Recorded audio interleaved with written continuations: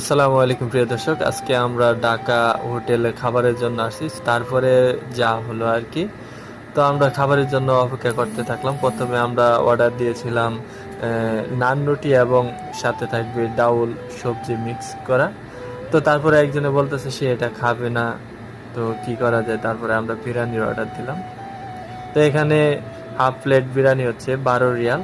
আমরা তিনজনে 3 প্লেটের অর্ডার করলাম।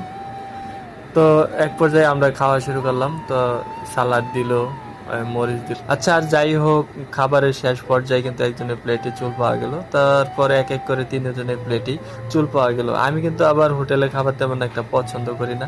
তো এই চুলের বিষয়টা আমি ম্যানেজারকে জানানোর পর ম্যানেজার বলল সরি, আর হবে না এমনটা। তো যাই হোক, আপনারাও খাবার দেখে শুনে খাবেন। আসলে চুল পাওয়া গেলে কিন্তু সেই খাবারের প্রতি মনোযোগ থাকে না, পেটের সমস্যাও হতে পারে। কে কোথায় থেকে এই ভিডিওটি দেখছেন কমেন্ট করে অবশ্যই জানাবেন। সবাই ভালো থাকবেন, সুস্থ থাকবেন। আল্লাহ হাফেজ।